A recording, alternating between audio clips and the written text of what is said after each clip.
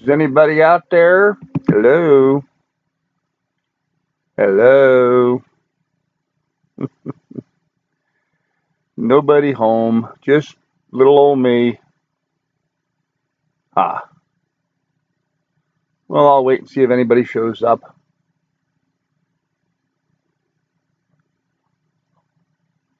Hello, folks. Is this working? Hey, Kelly. Hello, Rhonda. Hey, Marie. How is everybody doing?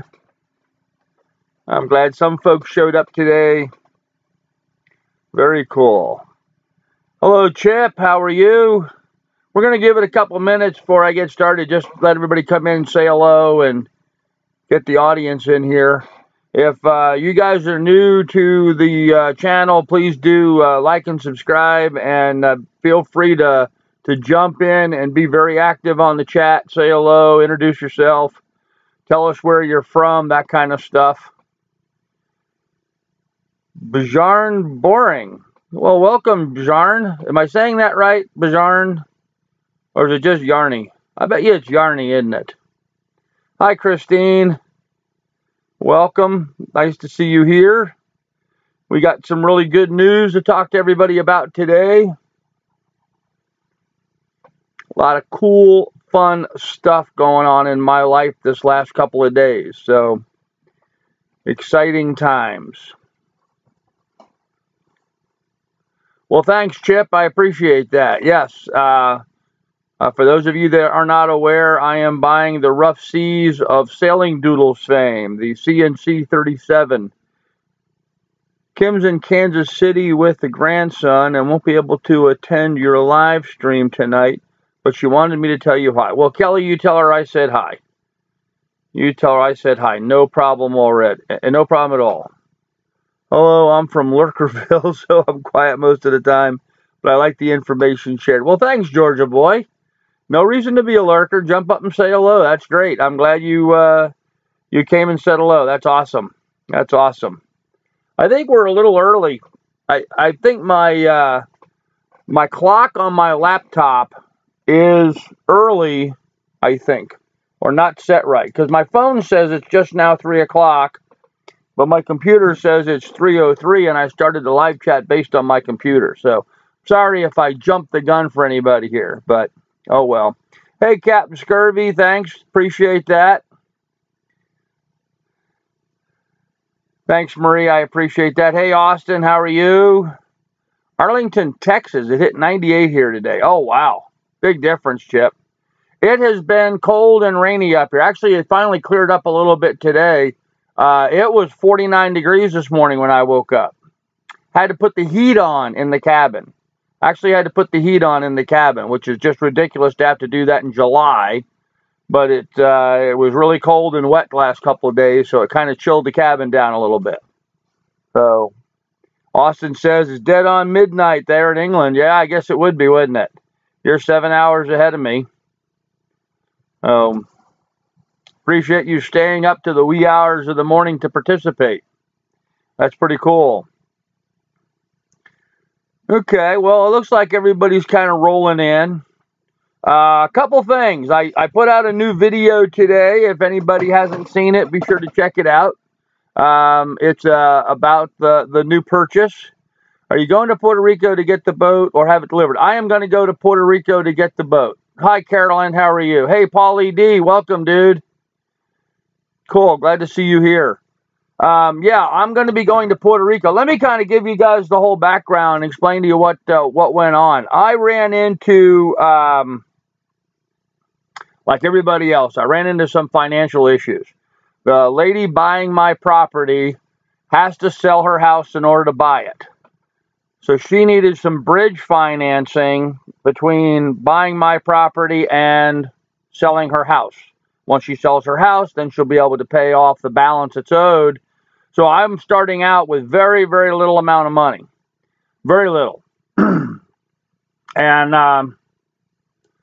so that put me in a dilemma. What am I going to do? You know, how am I going to leave Alaska and go anywhere? I don't have enough money to buy a house. I don't have enough money to buy a boat. It was problematic for me. And I may not get the money from her for, probably a year, probably next summer, but it may be even the summer after. So, what's a fella to do? So I made Bob at Selling Doodles an offer, and he agreed to it. So actually, he came back with an even better offer for me. So I got nothing but good things to say about Bob and Megan. Salt of the earth kind of folks. Really proud to know them. So it was pretty awesome for them to help me out the way they did. So that's kind of where we're at. Because of my tight economic situation, Bob's doing me a solid and selling me his boat very cheaply. And that's awesome. And so I'm going to be buying the Rough Seas, which is in Puerto Rico. I'm going to wrap up stuff here in Alaska the end of the month. We're supposed to close on August 15th on the house here. Knowing the banks, they're probably going to delay that a little bit. Probably going to be closer to September. And then I'm going to send the money down to Bob immediately. I have to then drive from Alaska down to Montana. I got to tie up some stuff in Montana for a couple of days. Then I'm going to head to Ohio to visit my grandkids. Then head down to Florida. I'm going to park my truck and stuff there. Catch a flight over to Puerto Rico. Get the boat organized and together. So I'll be in Puerto Rico for a couple of days. And then sail it back up to Florida. At which point I will sell my truck and trailer and move all the rest of my stuff on board the boat. And then I'm going to head to the Bahamas for the rest of the winter. For this coming winter. So that's kind of the short plan for now. We'll see how that changes as things happen. Captain Scurvy says you're going to put, yes, okay, so that's what I'm doing. I'm going to go get it. Don't leave Amanda out. Amanda with Bob? Yeah, Bob and them aren't going to go with me to get the boat. I've extended an offer to them if they want to join me. We'll see what happens with that. So you never say never. You don't know what may happen. So 103 degrees in Kansas. Ouch. Wow. Hey, Sorrenti. I saw you were here earlier. I'm glad you ran to the store and got what you needed. Welcome back. That will be exciting to watch. Yes, it will be. And I'm going to film all along the way. I mean, now that we're gaining some traction and we have a plan and we have some solid stuff going on here. I got the property sold. I spoke to her lender. Their bank's got everything going. They've got the appraisal on order, so we're getting the appraisal done. Making some real positive steps towards getting the property sold. So now I'm moving forward with some amount of confidence that this property is going to sell. I'm going to buy the boat and be able to move forward. Of course, real estate being what it is, this can all fall apart overnight because that's just how real estate can be sometimes. So got my fingers crossed and I'm hoping everything works out. So yeah, and I'm going to film every inch of it, every bit of it along the way. Me leaving here, driving down the Alcan into Montana, cross country. I may even bore you with some grandpa footage with the grandkids, and then down to Florida, the flight, fixing up the boat, selling it back. All of that, we're going to have videos of the whole thing so you guys can follow along. And as somebody commented on my video today, you can learn from all my mistakes because I'm sure there's going to be a slew of them. So where in Florida? Terry, I'm going to drive down to Miami, Fort Lauderdale area. Best prices on flights I can get are from there over to Puerto Rico. It's only $100. And then I got to take the dog with me too, and that's going to be, she's actually going to cost like $600 and I'm only going to be $100. How does that make any sense? A dog in a crate costs more than it's going to cost for me to fly. So craziness. But that's what we're going to do. We're going to drive down to Florida, then fly over to Puerto Rico, and then sail back to that same port of Florida. And then transfer all my stuff. So, congrats on the boat. Thanks, Kaizen. Glad you're here. Welcome. Hey, Phil. Hey, Grandpa from the UK. Hey, Phil Borman. How are you doing, sir? Kenny Brooks. Hey, Grandpa. I'm good to go with you. Just let me know. Okay, Kenny. Yeah, I've actually got a couple of people that threw in that they would like to go. So, we're going to, I got to kind of play it a little loose right now until we get our plans more concrete. But, yeah, let's stay in touch. And that would be awesome. I think it's funny that your last name's almost identical to mine. I'm Brooke, singular. There's just one of me and you're plural. So that's pretty cool. Grandpa extended family. Yeah. No, Kenny is not related to me. I don't know. Maybe he is somewhere distant, but not that I'm aware of. Hey, Tomer, how you doing? Thanks, Chip. Everyone give me a thumbs up. That'd be awesome. your journey down the Alcan. Oh, Kenny, I've driven the Alcan at least a dozen times in the last decade. At least a dozen times. I'm very familiar with it. I don't even need a map anymore. Of course, there's not many turns on it, but all the way from here to Montana is pretty simple. In fact, from here to Montana is 1, 2, 3, 4, 5. I have 5 roads, 5 different roads that I'll be on. Well, 6. There's a connection I have to make around Edmonton. 6 roads that I'll be on between here and Livingston, Montana. So only 5 turns in that whole trip. That's not too bad. Even I can figure that out. So you're from Ohio too. Awesome. We live in Vero Beach. Stop by for dinner. We might do that, Terry. We will try to do that. Hey, Johnny Hag. Thank you, sir. Appreciate that. We're planning to RV up there next June. You're going to RV up here to Alaska. Yeah, that's the way to do it, folks. If you want to come to Alaska, drive your own RV up. Frankly, the drive up here is more scenic than being up here in Alaska, or just as scenic as being up here in Alaska. The Alcan is an awesome road to drive and a hell of an experience. Someplace everybody should drive at least once. And Alaska is really nice if you come up here in the spring. Try to be up here May, June, that time of year. Don't come late in the summer. It's all rain. Maybe someone in the Miami area will dog sit for you until you return with the boat. No, Scurvy, I'm taking Lily with me. Lily stays with me at all times. I'm not going to have someone sit with her. That dog literally saved my life. When I was going through the depression of the divorce and all of that, that dog really helped me out a lot. So she goes with me everywhere. She's my girl. We got a lot to talk about. Yes, we do, Kenny. Absolutely. Oh, you're going to drive up from Sarasota, Florida. Wow. Okay. So you're going to be going one way and I'll be heading the other. That's funny. Kim and mine, Grandpa Joseph Morrissey helped build the road. Oh, really? Yeah, a lot of people were involved in building the Alcan when the military built that. It was interesting times. May through June. Wow. Okay. Cool. Well, I won't be here when you get here, Kenny. May, June of next year, I'm hoping to be sailing over to, actually, I may be going up the East Coast of the U.S. in May or June, or maybe by then even heading over to the Mediterranean, possibly. How long do you think the passage from Puerto Rico back to Florida will take? Should take anywhere from 7 to 10 days to sail from Puerto Rico to Florida. It's really a downwind sail. You know, you've got the trade winds blowing that direction that time of year. Probably going to be a good steady 15 to 20 knots of wind on the stern. So probably set up wing on wing and just book it right on up to Florida. Lily is the piece of you. Yes, Lily is definitely a piece of me. Just saw you for the first time today. Did you buy Selling Doodle's boat? Hi, No Refill. How you doing? Welcome to the farm. And yes, I did. I'm in the process of buying the Rough Seas of Selling Doodle's fame.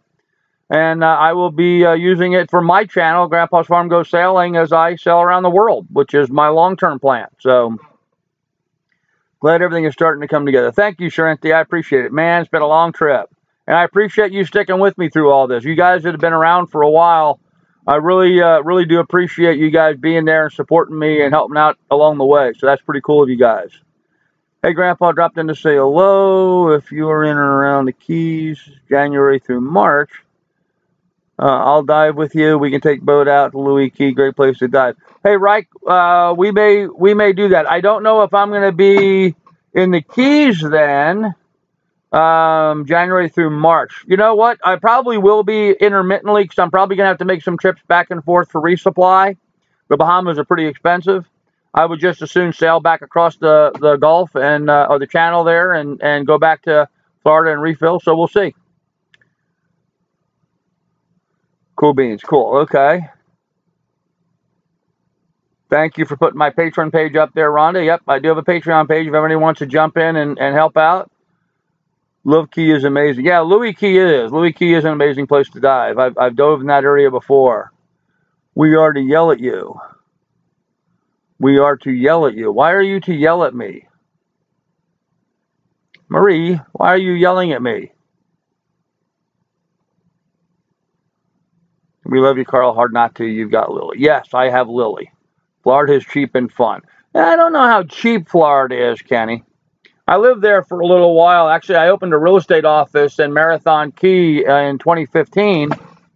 Actually, that's how I ended up getting divorced. My wife and I moved down to the Florida Keys in February of 2015. I opened a real estate office there, and while we were there, we ended up splitting up. So she's still in Florida Keys. She's still in Marathon. I came back to Alaska. So I guess that's just the way life's going to go. So are you keeping the Rough Seas name? Yeah, Captain Scurvy, for the time being, I am just going to go ahead and leave the Rough Seas on. After all, I'm going to be sailing with a dog, so it'll be just as fitting for me as it is for the Sailing Doodles. Now, that's with Bob's permission. If Bob wants to use that name, that's fine.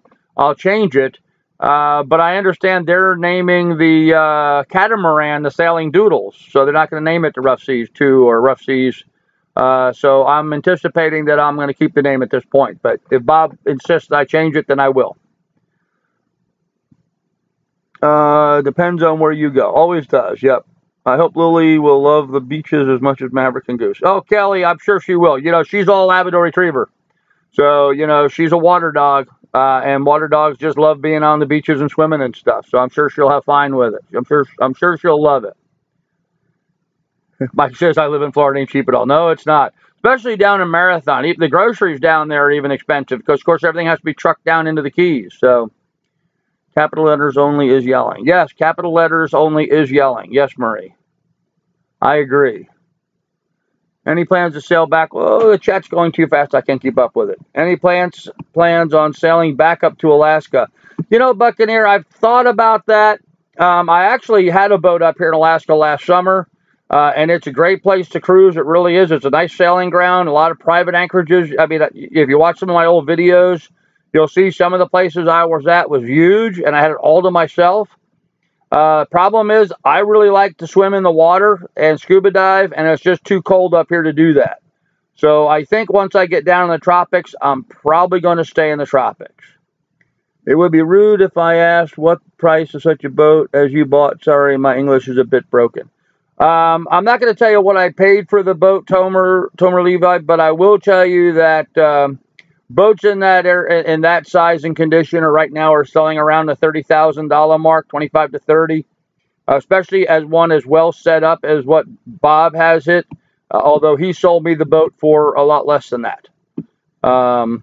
So I sold my Cal 31 up here in Alaska, and I'm buying the boat from Bob for just about $1,000 more than I sold my Cal for.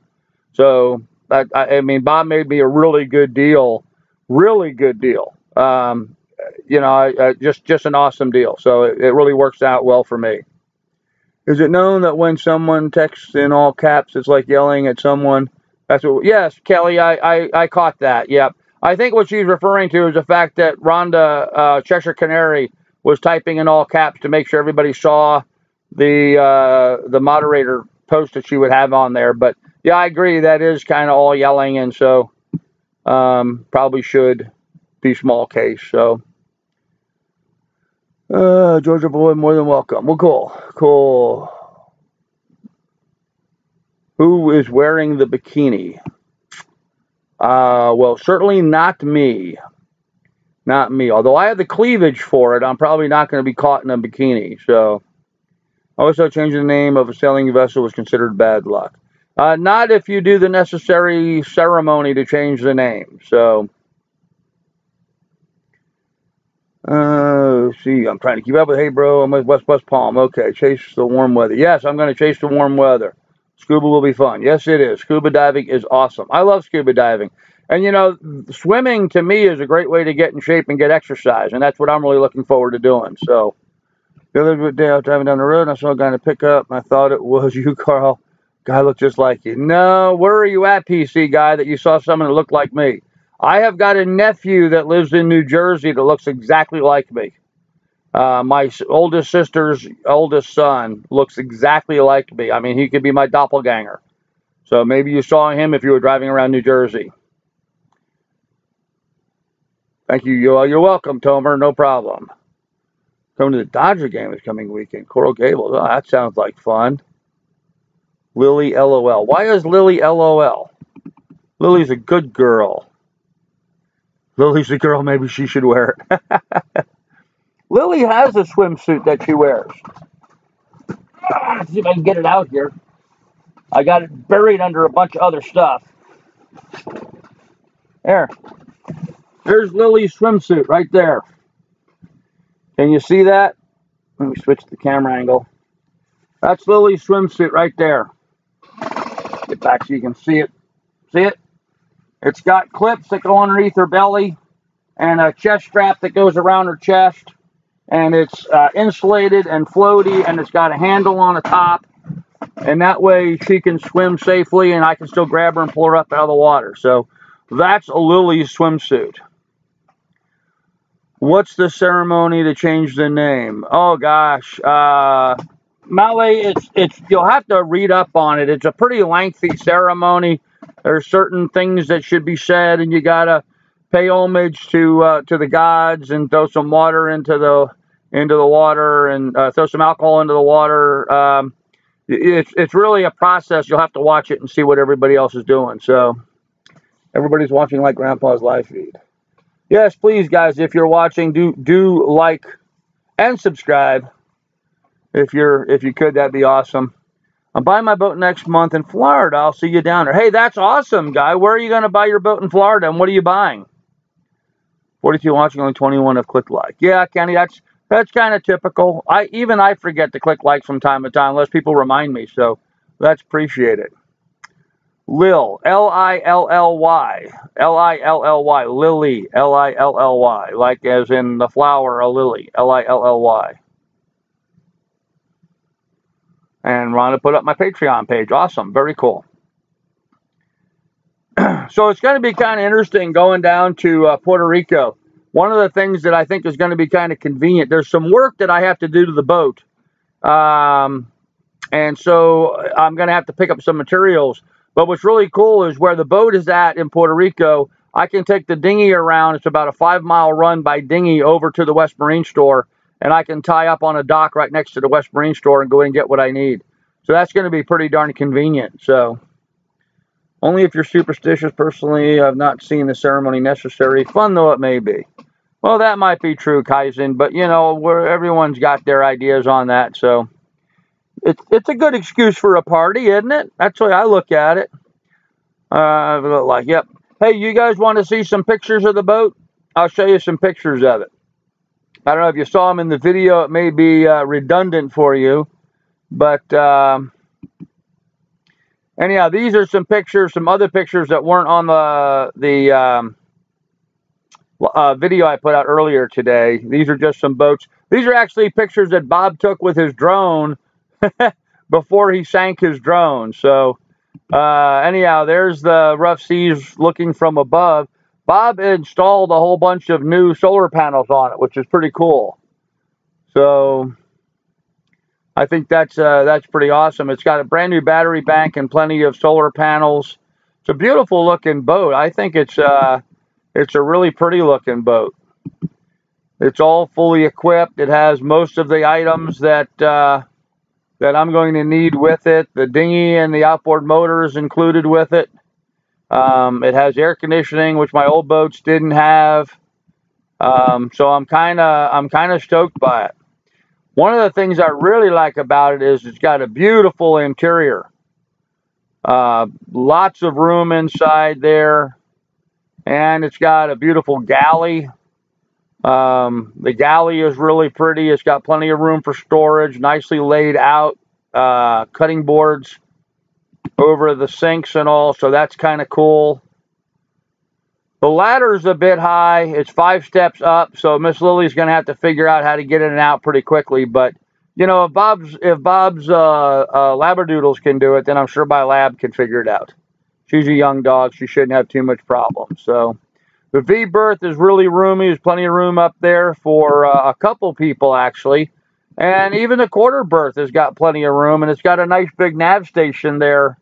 So plenty of room to set up for the nav station for doing whatever you want to do. So, hey, guys, it's going to be a whole lot better than trying to sail up here in Alaska.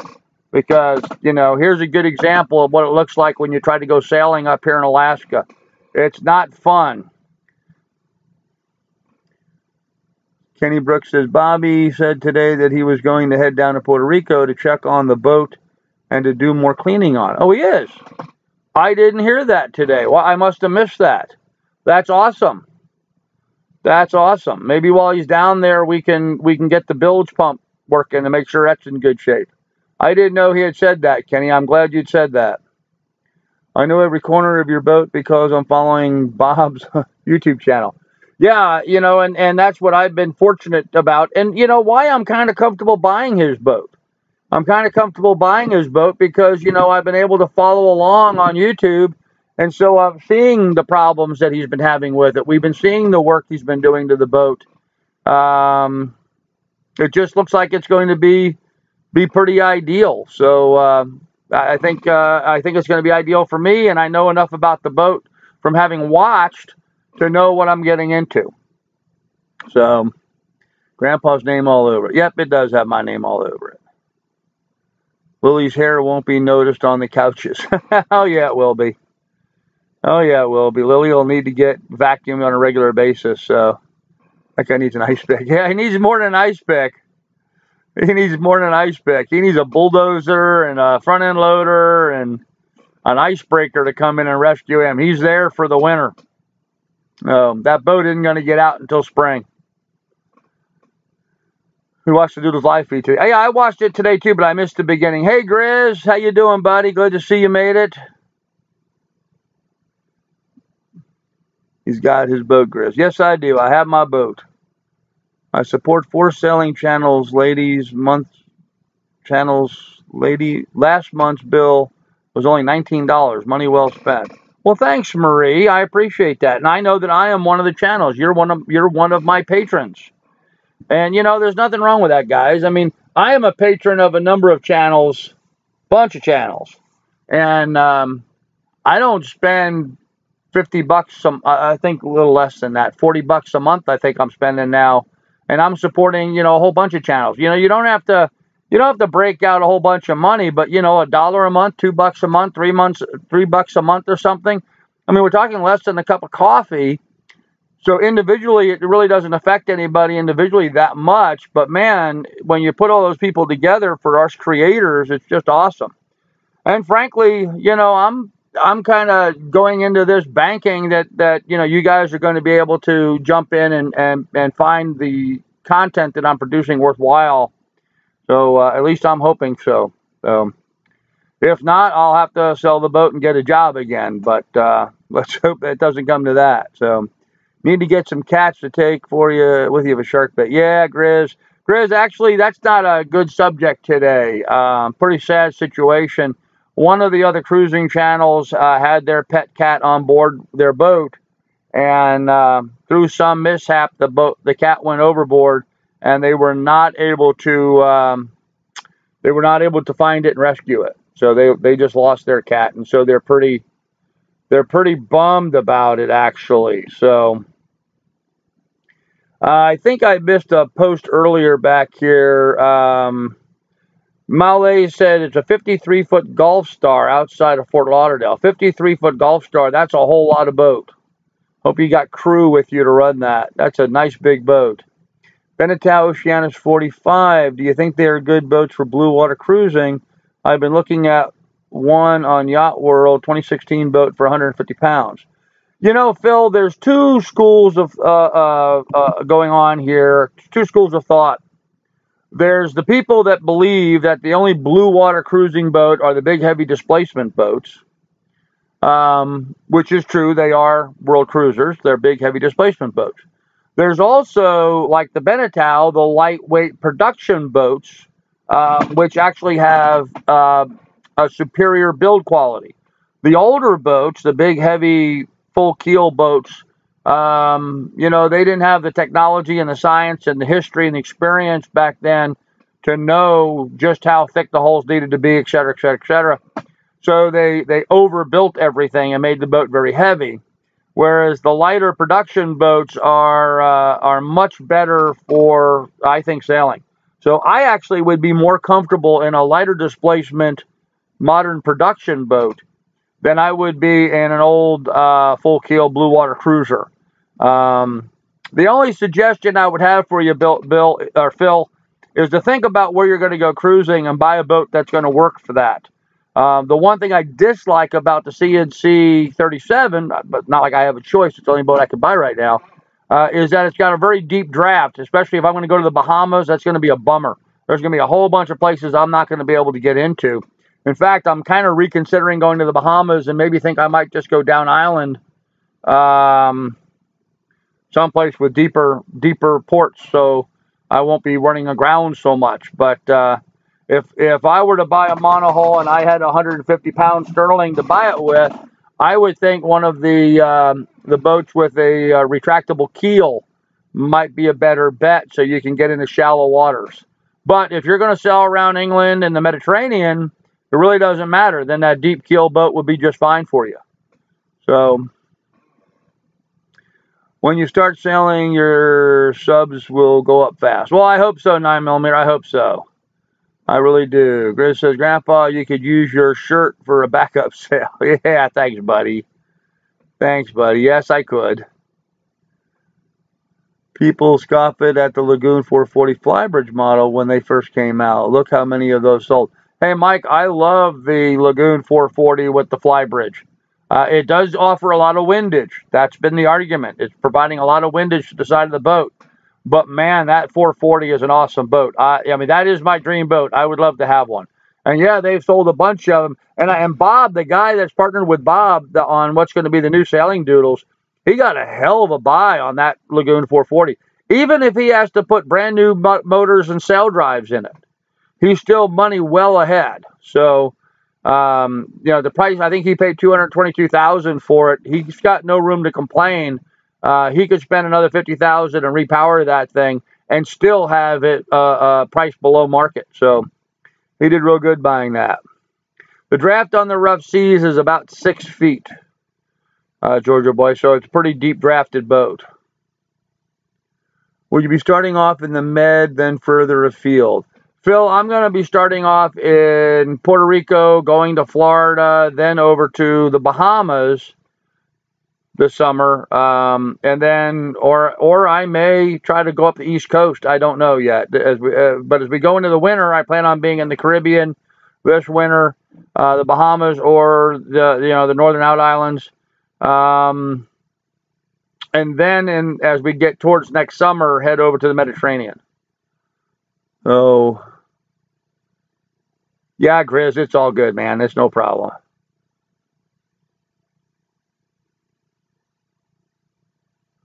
Catching up on that. Where in the Bahamas? Abacos. Mike, if I'm going to be in the Bahamas, I'm going to be all over the Bahamas. I'll have 6 months to just kind of poke around and check out the Bahamas. There's a number of dive sites I'd like to look at. Some wrecks that aren't part of the daily tour of all the tourist dive boats going to and hitting them all the time. I abhor going to those kinds of places. Rarely are you ever going to see me try to tie up to a mooring ball on a dive site and dive, some listed dive site that's in the guides. And I'll give you an example. I have a book. Oh, diving and here's a good example. Diving and snorkeling of the British Virgin Islands. This is a guidebook that tells you all the places to go scuba diving in the British Virgin Islands. And so what I do is I look for places that are not on this book. I don't want to go to places where everybody and their brother's been to. Now, that said, there are some, there's some bucket list things that you just got to do. It's like when you're in Florida, you got to dive on the Duane. There's some wrecks there you got to dive. In the British Virgin Islands, they're sinking a new wreck right now where an artist built this wire screen cage of an octopus on it. I got to go see that. That's something I want to go dive.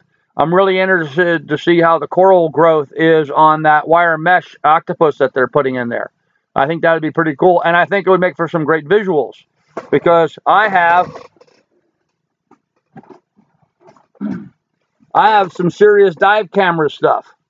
So I plan on shooting a whole lot of underwater footage And that's one thing that I think is really lacking with a lot of the sailing channels is there's very little in the way of quality underwater footage. You know, what you get is you get that footage where it's, you know, some guy moving around, jumping all around, you know, just not good quality underground photography. So that's one of the things that I am looking at. I am the king of, yes, you are, Grizz. Rondo, whack Grizz for that. He's using profanity. Put him in timeout. I'm only kidding. I'm only kidding. Don't do that. No, I see you're already warning him, Grizz. I have the wrench. Dutch oven on that. You guys are funny. Be nice when anchoring. We must protect the coral. Oh, yeah, absolutely. Absolutely. Grandpa, are you going to dive the Great Barrier Reef? Sorrenti, when I get over there, I am definitely going to do. Hey, Georgia Boy Boomer, thank you, sir. Appreciate that. For your first beer when you finally get on your new boat. Congrats. But hey, Georgia Boy, I really do appreciate that. Thank you very much, sir. That's awful nice of you. Very cool. Very cool. Yeah, I am definitely going to be scuba diving the Great Barrier Reef when I get over there. I'm particularly interested right now in the fact that they're talking about the coral bleaching that's been going on for the last decade seems to have ceased.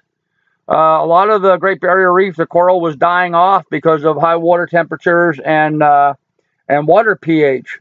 And now they say that that's corrected and it stopped the bleaching, and so the damage has been reduced. So there'll still be a Great Barrier Reef for me to go see when the time comes. So I'm looking forward to that. Winging it, Tracy mentioned earlier, be nice when anchoring, you must protect the coral. I'm a huge advocate of that. I mean, I am a dyed-in-the-wool conservationist when it comes to that kind of stuff. So one thing I can assure you that you're not going to see me dropping an anchor on any coral ever, or even dragging a chain through the coral, which, you know, a lot of people will drop their anchor in a little patch of sand and then not realize that their chain connected to that is dragging back and forth and wrecking the coral reefs. I'm really against that kind of behavior. And in fact, it's one of the things I was really upset about with Jacques Cousteau when he was doing his shows, is that, you know, Cousteau would just go through and blow up the coral. It was just awesome. So how about the ABCs then come back? You know, Marie, that might be an idea too. Since I have a deep draft, I might run down Aruba, Bonaire, and Siricao. Great scuba diving down there. So that might be an idea as well. Go all the way down to the south end. I used to go to Jamaica a lot when I was a kid, so I'm kind of excited about the idea of going to Jamaica. I think that's going to be awesome as well.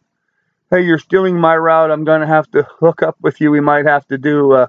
hey, Malay, let's buddy. Hey, look at that. Awesome. Yeah, Malay, let's go ahead and buddy build. Mike, dude, please buy a bilge pump. Mike, thank you, sir. That's awesome of you. Very cool. Very cool. I will talk to Bob about, if he's going to go down there, I'll talk to him about buying the bilge pump and having him put it on. Because I am concerned about the boat being down in Puerto Rico during the heavy rains and thunderstorms and all that going on this time of year. So that would be awesome. Man, thank you, Mike. That's really cool of you, dude. Really cool. You guys rock, man. I'm telling you, I have got the best people watching or participating with my stuff. You guys are all family. I really appreciate it, man. I really do. You guys just rock, man. Bahamas okay, I guess, but I really believe down around St. Martin is so much better, and there are so many more places and islands to see and visit, and the weather is great almost year-round.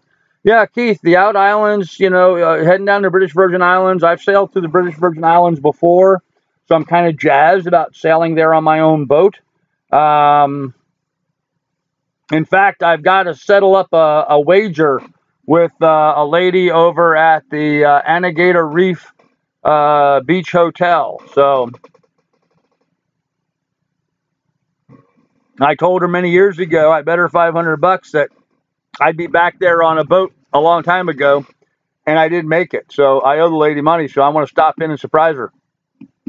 Don't know if I can afford the $500 for her, but I'll work out something with her anyway. So like to keep my account straight. Everybody click like. Yes, please do. Gramps is the man. Oh, Mike. Man, that's really cool, dude. Thank you, sir. Thank you, sir. I really do appreciate that. Hey, King of Chuck. Yo, yo, man. What's up, dude? Sup? Yes, Rhonda is very definitely my cheerleader. She's a special lady, without a doubt. Winger Tracy, pick up a copy of Jimmy Cornell's World Cruising Routes if you don't have them. There, I gotta put my, hold on a second. They're right there. Can you see them behind my head? I have all of Jimmy's books, the cruising routes, the cruising destinations, and his big book with all the wind routes and stuff on it. So I've been just so, okay, for you new guys, I've been planning and dreaming this for decades now. I have been collecting and preparing and gathering stuff. I mean, I've got a Sailrite sewing machine that I bought 8 years ago, so I can have it on board with me to fix sails. I've got all the scuba gear I need and set up for traveling. I've got snorkeling gear. I've got free diving gear. I've got 500 pounds of fishing tackle, crab traps, shrimp traps,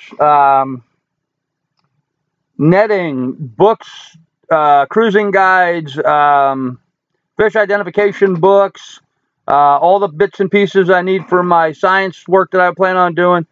I am well prepared for this trip. All I needed was a boat. Check that off. Got that now. Some things the boat needs, but I'm really psyched. Cheshire Culinary, you have the most important job. Yep, she's my moderator. She whacks people with that wrench. And, you know, typical women, she whacks people pretty good with it. She doesn't hold back. So, need a bigger boat. Yeah, Mike, I agree with you. I do need a bigger boat so I can have more people on board. And let me talk about that briefly, just so you guys kind of know where I'm at. I'm going to pause the chat so I don't miss anybody's comments here. But I am... The property that I'm selling here, this lady's going to owe me a substantial amount of money, which is on a balloon payment that she's going to have to pay me within 2 years, although she's probably going to pay it next year. When she does that, I will probably be selling the Rough Seas and buying a much larger boat at that time.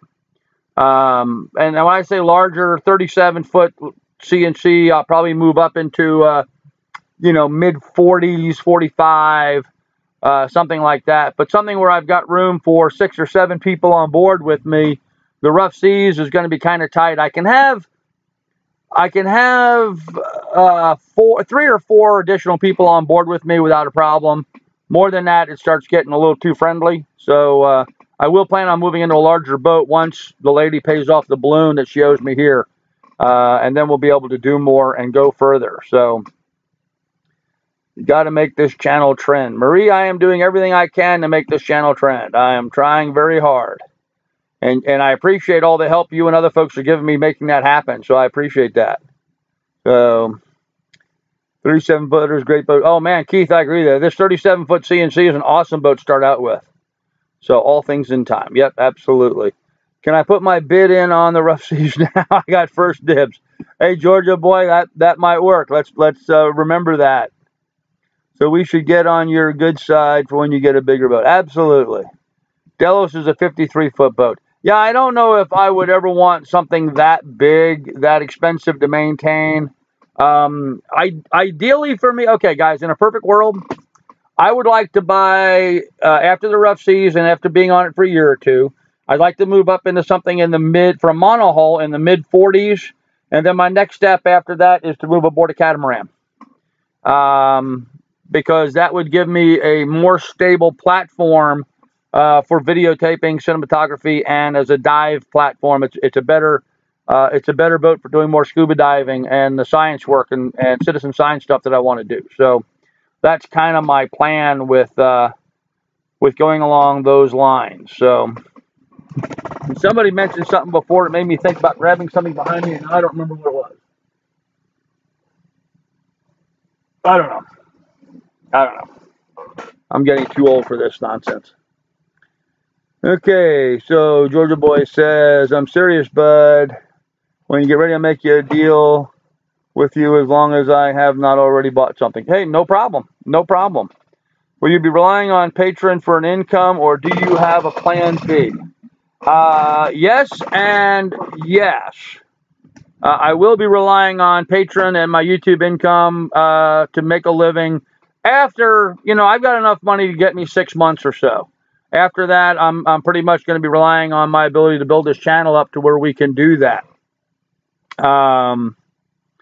So we'll see. But I do have a plan B. Worst case scenario is, I go back to Florida, renew my real estate license there, and live on the boat and sell real estate. That's my worst case scenario. I really don't want to go back to selling real estate. I'm kind of over selling real estate, but you got to do what you got to do. So, Wing and Tracy, I believe Rick Moore is a 50-51. Yes, Rick's boat is in that same range. So, and it's a nice boat too. There'll be days when you'll not be able to read our responses. I believe that.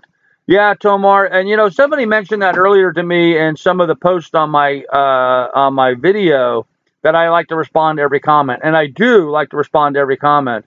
With time, though, yes, I imagine they will get to the point where I'm not going to be able to do that, especially when I'm offshore. I don't have, internet access. And so, I'm going to apologize in advance for that there will come a time when I'm not going to be able to be as responsive as I would like. But I can assure you it won't be because I don't want to be or don't care about your comments or posts. It's just that, sometimes you get overwhelmed after a certain point. So, envious of the winds, are we? Yeah, a little. Yeah, they're on a catamaran. I kind of like that. Bob and Megan are now on the catamaran. Sailing with Vagabond are now on a catamaran. To be honest, I'm more jealous of Bob and Megan than anybody else because they're on the boat that I would like to have. I would like to have a Lagoon 440. I have chartered a Lagoon 440 down in the BVI a couple times. I love that boat and its design. I'm very comfortable on that boat. I fit on that boat well. It's the boat I would love to own. So, and the prices of them is coming down. Man, are the price of catamarans coming down. I cannot believe when I first looked at the Lagoon 440s, it was like a $700,000 boat. Today, you can buy a Lagoon 45 for like $550,000. Now, of course, that's the base boat. Then they really knock you up with any kind of additions you want to put on the boat. In fact, I priced Lagoon 440 one time. The base boat was like $750,000, and the options I wanted on it added another $200,000. So you're better off buying a stripped down boat and then having somebody else put all that stuff on for you. You'll save yourself at least $100,000 doing that, if not more. So, but some things they need to put on at the factory ahead of time because it's got to be routed in through the boat itself. So the market is picking up here on the southwest coast. Yeah, it is. And I'm kind of glad that I've got this set up with Bob now. We're organizing together. So hello from Sarasota. Hey, Michael, how you doing? First time tuning in to you, subscribing, and looking forward to watching your adventures with rough seas. Well, Michael, welcome to the farm. I appreciate you tuning in and being on here. We're going to have a lot of fun. I'm going to do a lot of stuff different than a lot of other sailors and cruisers. You're going to see a lot more fishing, a lot more scuba diving, a lot more free diving, spear fishing, trapping for crabs and shrimp and stuff, and a lot more cooking episodes. So I don't know if you guys watched any of my old footage from the TV show I used to have called Travelers in Paradise, but on that show you'll see where we used to do cooking episodes all the time. And so I'm really looking forward to being able to do a sort of a hook to fork thing where, hey, I'm hungry for dinner. What am I going to have? Let me go scuba dive or swim down to the bottom. I'll spear something, bring it up, clean it, show you how to clean it, show you how to prepare it, cook it, and this is what's for dinner. And one end to the other in one video. So I'm hoping to be able to start doing those. I think that'll be a fun thing. And again, something a little different than you see on a lot of the other channels. So I've seen some cats for $100,000 on Yacht World. Yeah, some of the cats are some of the smaller ones, not the Lagoons. Maybe a 39 or a 40 you might see in that price range, a used one, but not the 440s. The cheapest I'm seeing the 440s is around that $350 range right now, although occasionally there'll be one down for less. So, I mean, because there'll be a lot of reactions and the cheat will run fast. Yeah, it will be. It will. The chat will run fast as it's doing right now and hard to keep up with. So, just know, Tomer, that I'm doing all I can to try to keep up with it. So, and if I get behind, I just get behind. So, size dictates how much gear, water, fuel. 37 feet seems a good starting place for true blue water. It really is, Wing. It's an ideal size, actually. There are some things I need to change on the boat. I need to put a hot water heater on it. Bob said that the bilge pump needs replaced. The shower sump needs to be replaced. I need to put a hot water heater on it. I want to put a generator on it. I want to put a water maker on it. Because I'd really like to be autonomous. You know, with an air compressor and a water maker, I can go offshore and stay offshore for long periods of time without running out of water or air from my scuba diving. So that's kind of what direction I'm kind of looking for. So, boy, you correct something wrong with that boat, hence the price. Maybe. They lost steering and an engine. Yeah, they did lose steering. Their steering mechanism just kind of fell apart, and that's a weak point on the lagoons. But having that pulley getting seized up, that should have been a maintenance issue. It needed greased or something. That may have helped that. But still, that was a problem on the lagoons. And, you know, it's an old boat, so you have to look after those sorts of things. Even still, that's still a hell of a boat for that price. So, Carl, if you decide to do show like you described, let me know. We might be able to put the movies on our system. Okay, Jeff, I don't know what system you have, but sure, I'd be happy to talk to you about it. That would be awesome. Email me or message me, and I'll be happy to jump in there and see what we can do. Just find sailing doodles for our site. Okay, well, I don't know what your site is, Jeff. You'll have to let me know. Hey, Kenny, man, thank you, dude. That's awesome of you. Really appreciate that. Wow. Very cool. Very cool. Like I said, you guys rock. Are you comfortable scuba diving alone? Yes, Chuck. King of Chuck. Yes, I am. I was trained to scuba dive by a colonel in the U.S. Navy SEALs. And when I graduated high school in Bahrain in the Persian Gulf, kind of a weird story, but I was able to swim in the school's pool for the entire afternoon every day during school because I had 3 periods in a row of PE, so I was sort of his student assistant, whatever.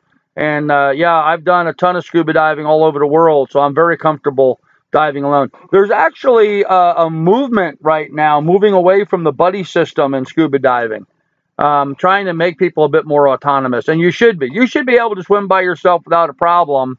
Although, you know, there's always the advantage of having somebody else around. Should you get no problem, you run into a no air situation. But yeah, I'm very comfortable with that. And of course, I'm going to carry a little pony bottle with me just so I have a emergency air should I need it, because I have run out before. You gotta expect things to go wrong when you get a nice brand cat at the price Bob and them got at the one. Maybe an engine is more than I would have thought.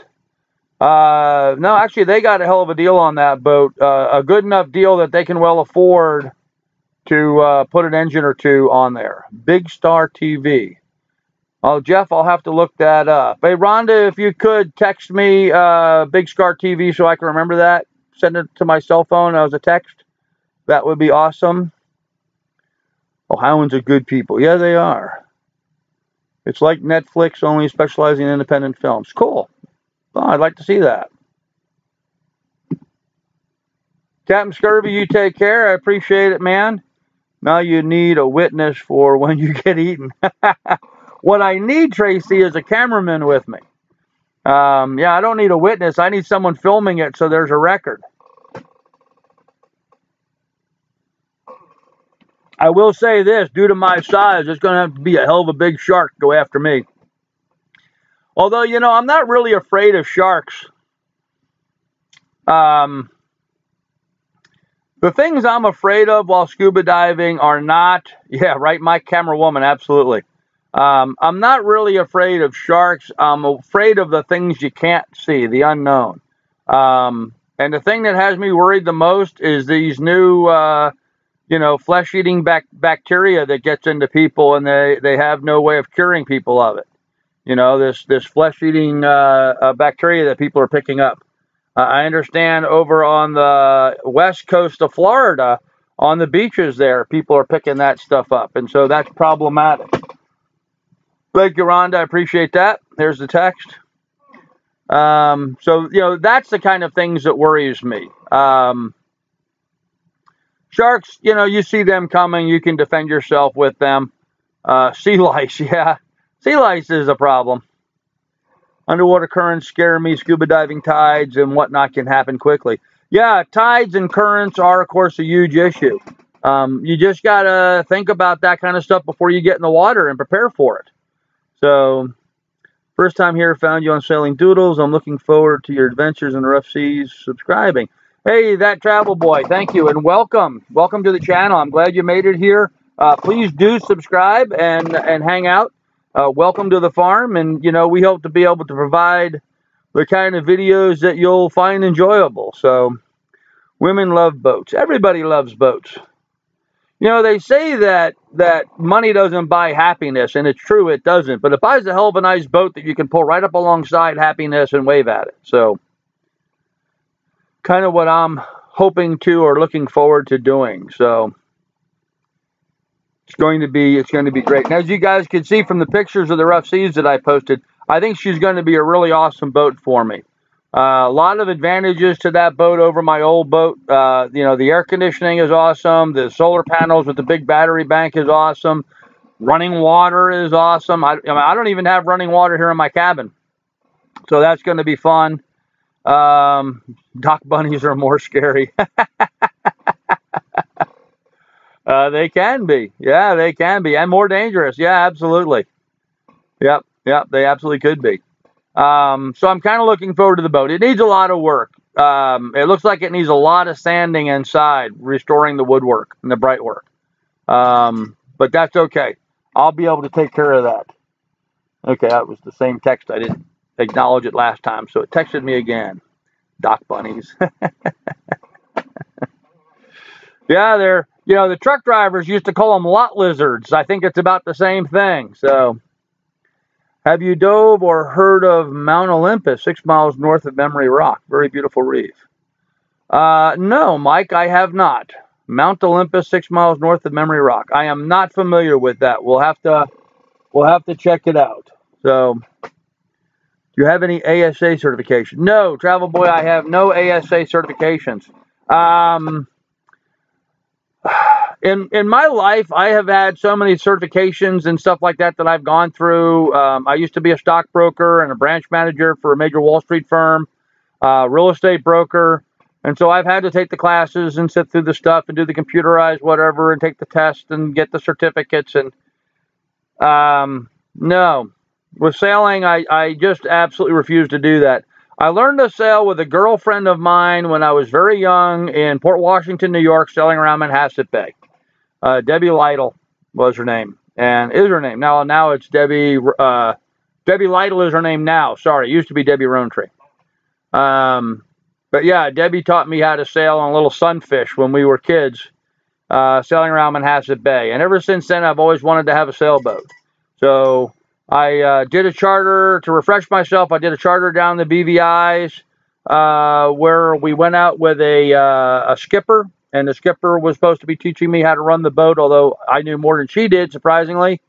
But anyhow, we went out and we had some fun and, brushed up on my skill set a little bit. And since then, I've been doing bareboat chartering and hauling out myself. Plus, I've bought my own boat a couple of times. I've owned a couple sailboats, a 30 and a 31.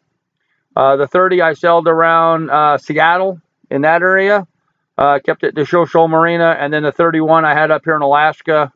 So I have a little bit of experience. The 37 will be the biggest boat I've owned, but I've sailed and chartered much larger boats. So, namely a Lagoon 440 a couple times. So I'm very comfortable with it. So I do not have any certification, but I think it's a good thing for some people. It's just not for me. Hey, Judy, how are you doing?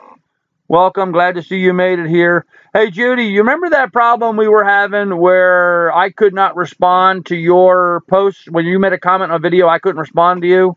I've actually run into another person today I had the exact same problem with. So how did you fix that?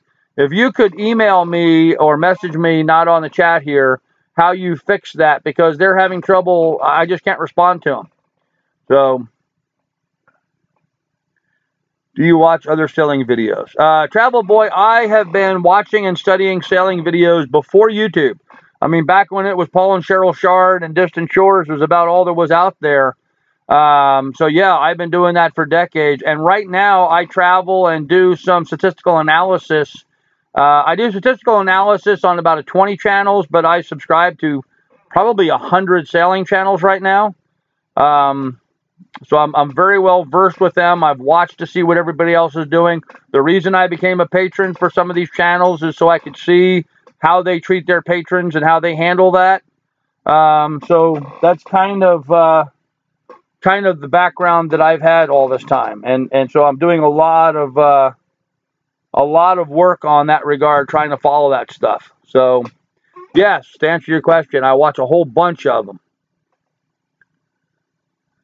Spam filter maybe. Oh, there you go. Yeah. No, it wasn't a spam filter issue, Tracy. It was something in the settings. You said it was Google Plus setting, and it was. Yeah, it was some sort of Google Plus setting that wasn't in set up right. And then Judy finally fixed it and corrected it, and now I can respond to her text messages. When she comments on my videos, I can respond to her. Something in her settings were set up through Google Plus where she wasn't letting people respond to her. And that's the same problem I'm having with another person who's made some comments. So, Razor, actually. So, that could be Tracy. My channel ran that problem too. Huh. No, it's not a spam filter issue. It's, they would make a comment on my video, and when I would go to respond to that video, I would type in my response and hit send, and it just wouldn't go. It wouldn't work. It wouldn't let me reply to that person for whatever reason. So it is something in the Google Plus settings. That's the research that I did. That's what I found out. I just didn't remember if Judy remembered exactly. But yes, Google Plus settings is what it was. So I'll let them know that. I want to ask you this in the comment to your video earlier today, but I'll ask you now. With the way you brought the boat without a survey or inspection, will that be a problem getting insurance? Keith, no, it won't be a problem because I'm probably not going to buy insurance. I may get some liability coverage if and when I'm ever in a marina, which I don't plan on being in too many marinas if I can help it. Long enough to pull in, put water and fuel on, maybe run ashore and grab some groceries. But other than that, I don't plan on spending overnights in marinas if I can help it. So I don't anticipate that being a problem. Not having it inspected or surveyed is not an issue. I don't think there's a requirement for that for the insurance. But if there is, then you get it surveyed. I can have it surveyed at that point. So. But again, why spend $700-800 to have it surveyed so I can spend $700-800 for insurance? That's going to do nothing for me. I'm not a big fan on insurance. And keep in mind, I used to be an insurance agent as well. Sold a lot of Medicare supplements, sold a lot of accident, medical stuff. I'm just not a big fan. So. But it kept resetting itself. I fought and fought. Finally, it took, and it was haunted.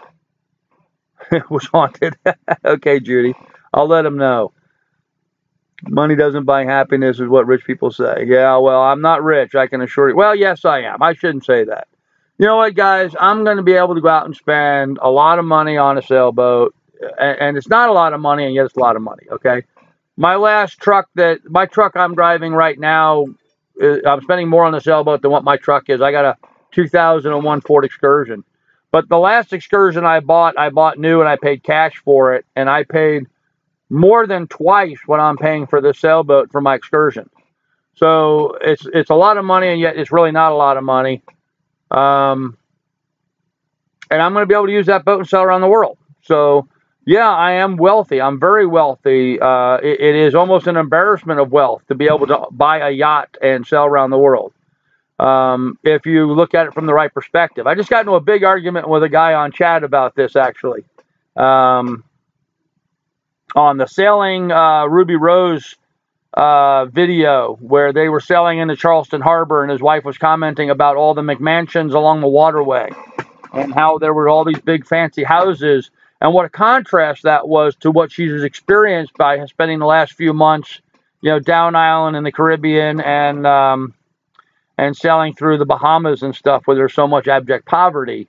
It was this glaring difference between the two, and I made the comment that welcome back to the embarrassment of riches that is America, which we are. We're super wealthy people here. I don't care if you're on food stamps broke, okay, you're still a wealthy person because you have food stamps. I've been to a lot of countries and traveled through a lot of countries where even if they had food stamps, it wouldn't make any difference because there was no grocery store to go shopping in. I'm talking about that kind of poverty. The kind of poverty where people go and hire people to do work on their boats and pay them next to peanuts to get work done in some of these third world countries, save themselves a lot of money for what they would pay if they had it done in Fort Lauderdale, as an example. But still, they own a yacht. So compared to those guys doing the work, that's an embarrassment of wealth. So watch out for gold diggers. I am. Are you aware of Dmitry Orlov and the Quidron project? He is creating, designing, building most boat for the buck ever. Huh. I am not familiar with that. I'll have to look that up and see what that's about. I was not... Grizz says, I don't have money, but I'm wealthier than most. Yeah, there you go, Grizz. You're a landed person, and you have a lot of friends. And to me, that's where life is. Life is in the experiences. That's where the value is in life. It's in these experiences. Well, you didn't answer my question. Didn't to offend if that's... No, I didn't answer your question probably because I just missed it. I'm sorry. Don't ever feel like don't ever let me get away with not answering your question. I believe me, it takes a whole lot to offend me, and that's not going to happen. Solo crossing sleep is not overrated. No, absolutely. Absolutely not. With radar, you can sleep a little bit easier. AIS and radar, you can get a little sleep because they'll warn you of something, but still you can't see what's floating in the water in front of you. So you still have to keep your eyes open. So money does buy happiness, but it does not buy joy. Okay, Marie, that's a good way of looking at it. I like that. Oops, someone said hello to me. Hi, Sharon. How are you? Welcome. Yeah, the rich apparently get what they goes around. So it's life. Yeah, Judy, I agree with that. Congrats on getting the boat, Gramps. Thank you, Outcast. Appreciate it. Yeah, I am super stoked about it. Whether you're rich or poor. That's right. It all depends. Attitude, Carolyn. Attitude makes a world of difference. Being on the heart is cheaper than a slip. Bubba, that's true. And safer. And safer. Well, insurance and something happens to the boat like sinks, burns, storm, stolen, forbid, anything. How would you replace it without that insurance money? I wouldn't. Keith, if you don't have insurance and you lose your boat, you lose your boat. You start over again. Go back to work, save your money up, buy another boat. I mean, that's the reality of life. So, you're still planning on doing ocean research stuff? Yes, absolutely, Paulie D. Absolutely. And who do you think you want to get involved with first? Actually, I've already been involved with some groups. Probably doing a lot of coral research, some data collection in that regard. I am kind of bummed. The people doing the plastic study actually finished their study. So, there's no need for me to collect and send in plastics anymore because they done concluded that and aren't doing it anymore. So probably going to work with reef.org or some of the other reef organizations to do studies monitoring the coral reefs and doing fish counts and coral growths and that kind of studies. Besides the usual data I'm going to collect anyway on an ongoing basis, but that's probably going to be the very first thing I'll start doing with immediately. I hope that answers your question, Paulie. I'm actually a little bummed about not doing the plastic study. I guess I'm just too late. But maybe next one. I'm sure there'll be more after this one. Will you need to clean the boat after months in the marina?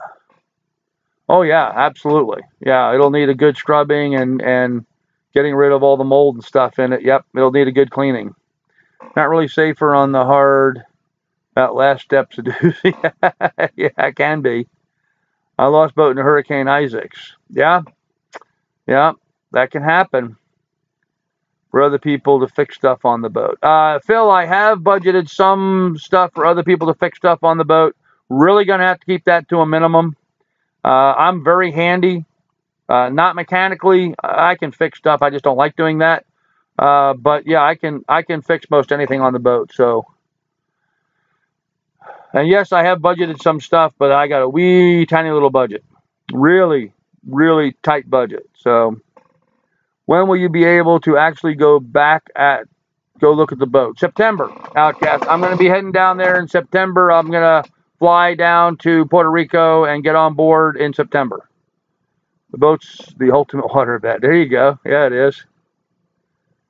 SV Seeker will be doing research. Oh, cool. Cool. Yeah, I think I've seen that they were doing some. When you follow as many sailing channels as I do, sometimes it's hard to remember who is who. But yeah, there are some other channels out there conducting research. So, thumbs up for me. Well, thanks, Sharon. I appreciate it. What about in all the tight spaces on the boat? Yeah, Phil, you hit on a hard subject for me. You're right. There are some places I simply am not going to fit, and I may have to hire some skinny little guy to get down in there and do stuff. So we'll see. I don't know. Maybe that's what grandkids are for. I'll have the grandkids down on the boat and send them into the little holes so they can fix stuff for me. We'll see. But yeah, there are some times I'm going to hire someone to get down in a place where I'm just not going to fit because of my big butt. So, but for the time being, I don't anticipate that being much of a problem for the projects I have scheduled on hand. So, but we'll see. Stuff happens on a boat. So it's all a matter of seeing what happens. So, yes, thank you, Sharon.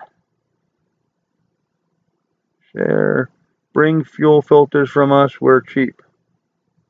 Bring fuel filters from us. We're cheap. Okay, Bub, I assume you sell fuel filters? I'm not sure. Great job on getting the boat. Love that boat. Thanks, John. I appreciate it. Yes, I like that boat too. It's going to be a lot of fun. Jarn thinks I'm funny. Yeah, good idea with the grandkids. Hey, that's what grandkids are for, man. Send them down in the hole and let them go down and fix stuff. That'd be a lot of fun. Yeah, Skelly, we're building an audience finally. Yeah. Actually, guys, you know, with this last video that I just put up and with buying the boat, my channel's hasn't really gone viral, but I picked up a whole bunch of new subscribers and new viewers today. It's been pretty awesome. I did something different. I kind of followed Bob's lead, and that I'm now a member of a number of sailing groups on Facebook.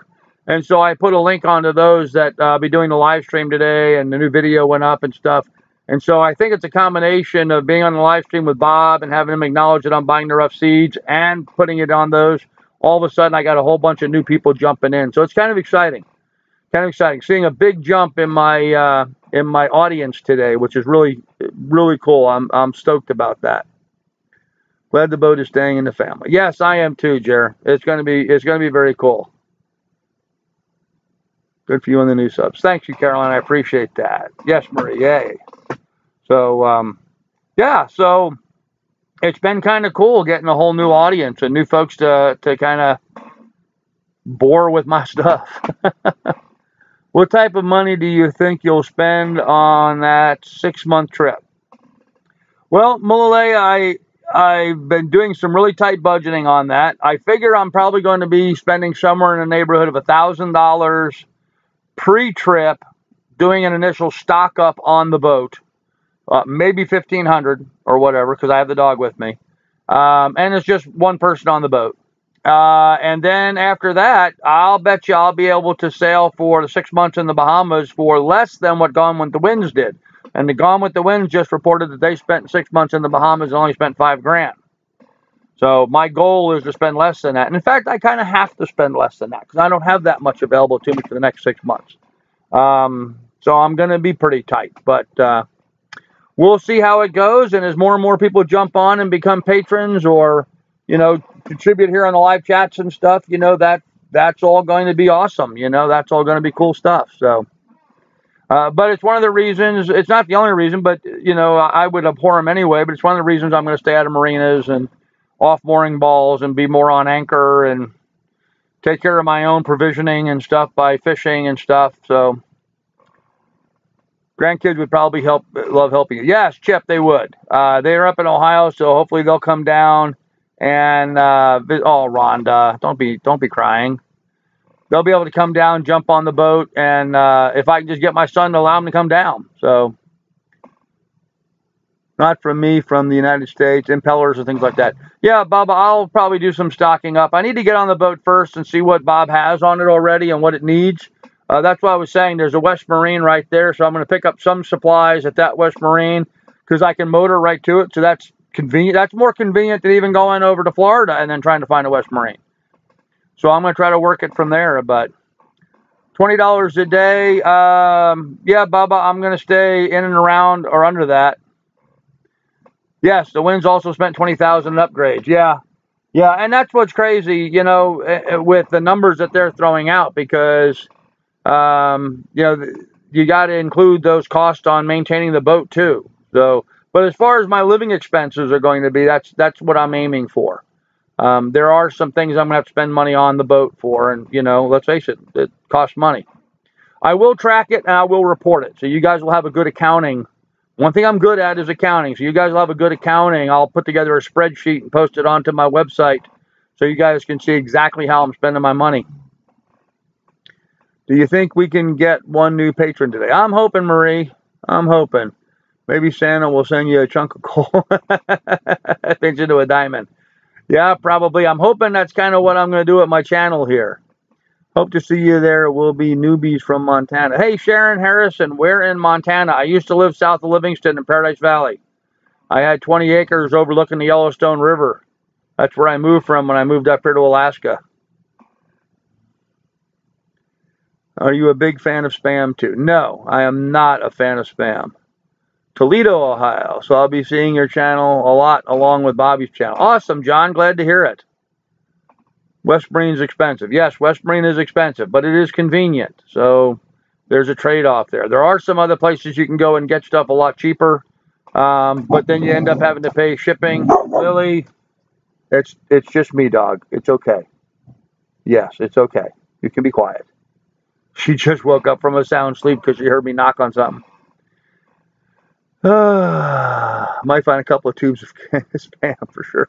Yeah, actually, I think, Keith, if I dig around in the lockers on the boat, I'll probably find some old cans of Spam in there from Bobby and Megan.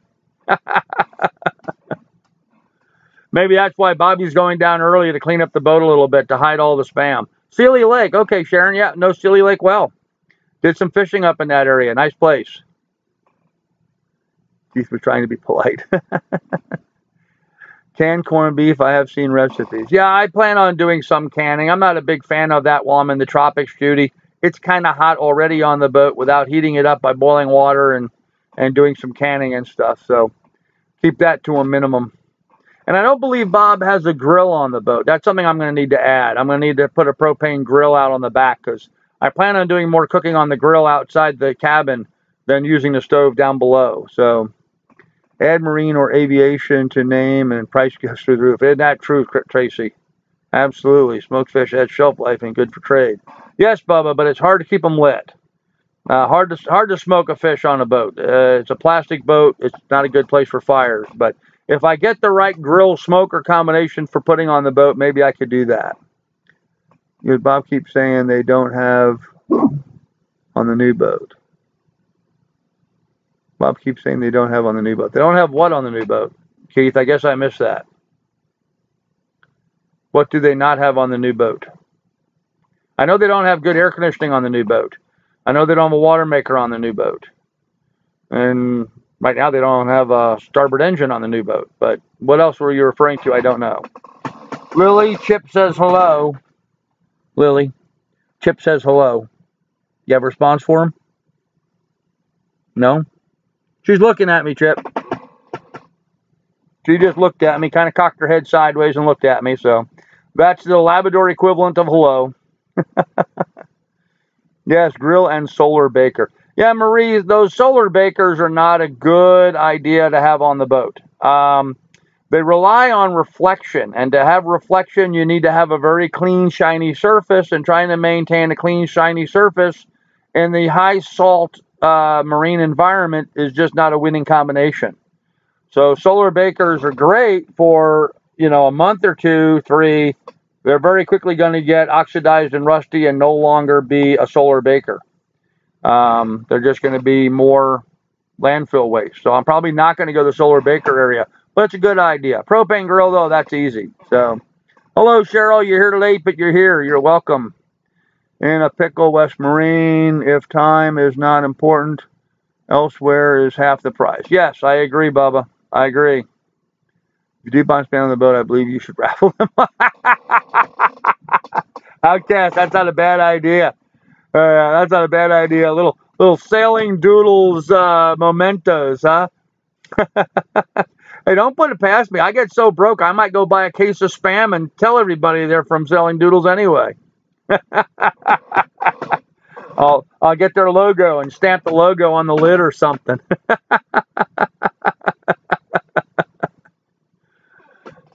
Oh gosh, a spam cookbook, yeah, that'd be funny. Hey, that's a good idea for Bob. He should do that. He should get cans of spam and put his logo on the lid or on the bottom or something, Sailing Doodles logo. And then, he's been talking about getting some stuff to sell, some product line to sell on his channel. So then he can sell little cans of spam with his logo on it as collector's pieces. Instead of selling t-shirts or something, sell little licensed cans of spam. That's funny.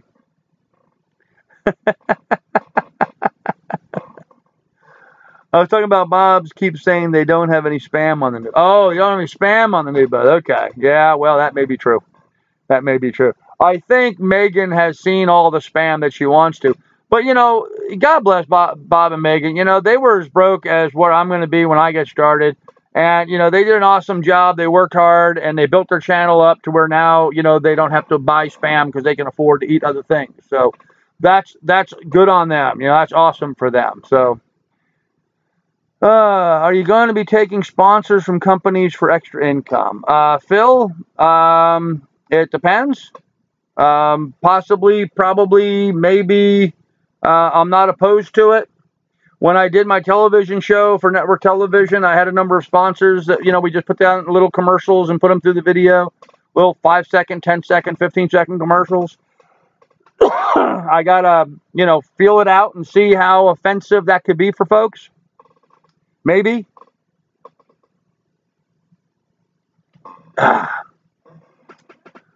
So, what do you think about that? Is that a bad thing to do? I don't know. Would you guys mind if I had a sponsor, a little ad from time to time? And, it could be something, pretty innocuous, It could be just a, you see me using a product, and it could be a product placement or something like that, I don't even necessarily say, hey, this is this, that, or the other thing. It might just be something that you see in the background. I mean, I don't see anything behind me that has a logo on it, but, who knows? Maybe, Rhonda's always picking on this. Maybe my Stanley Tools tape measure on the shelf behind me while I'm doing my live streams could be my sponsor or something. I don't know. We'll see how that all works out.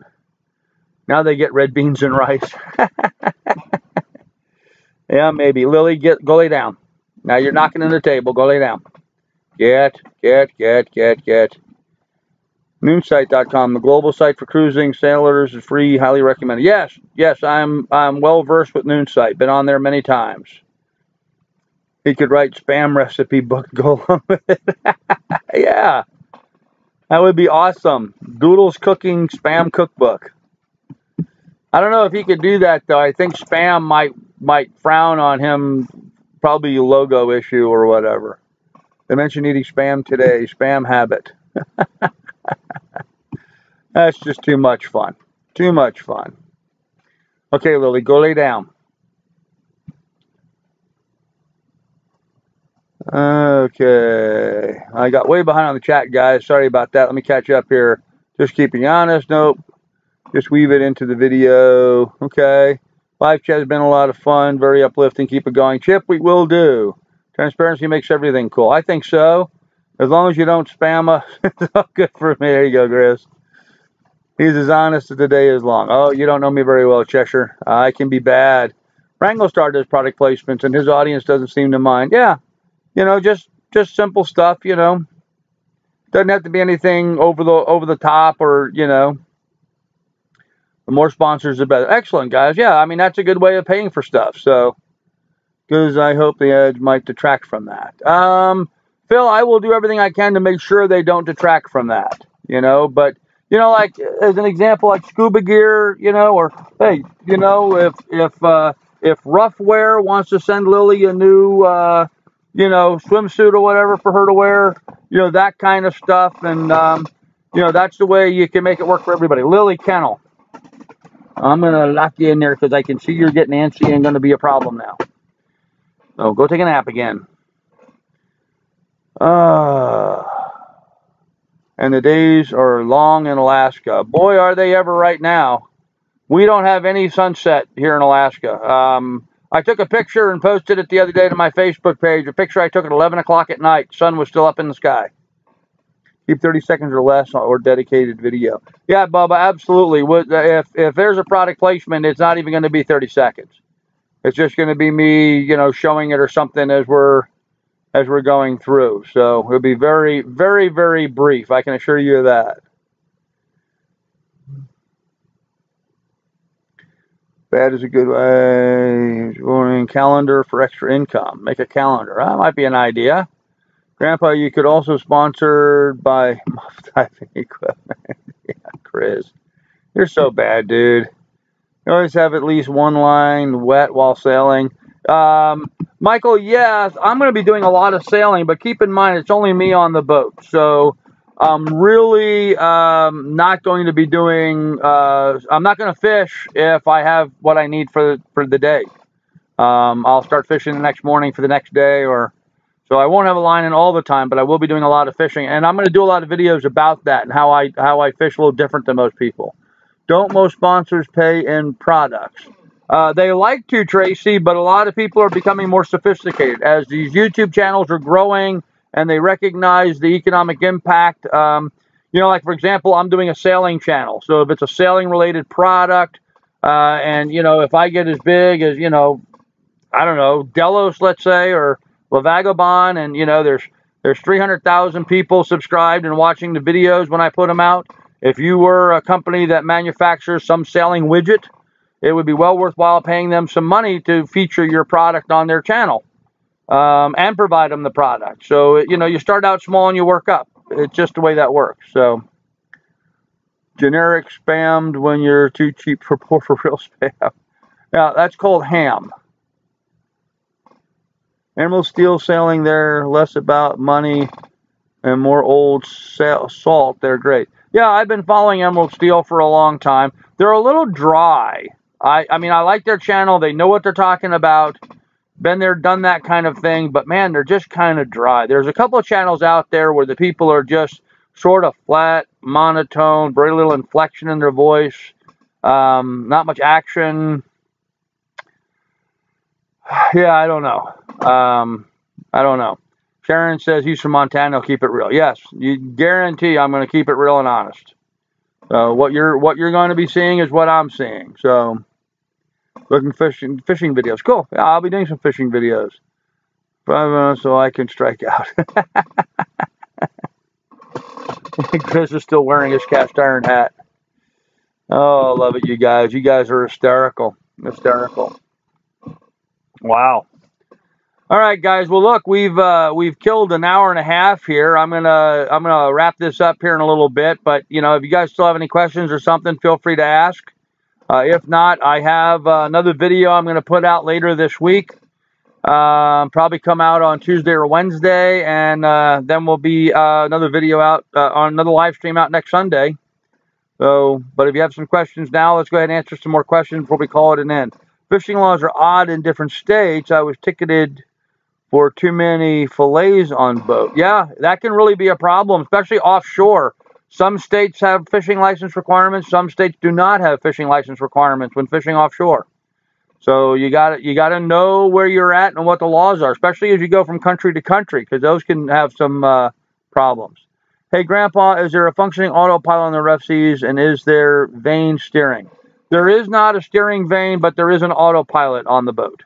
And Bob says the autopilot works fine, but there has been a couple times where he's been overpowered, and it overpowered his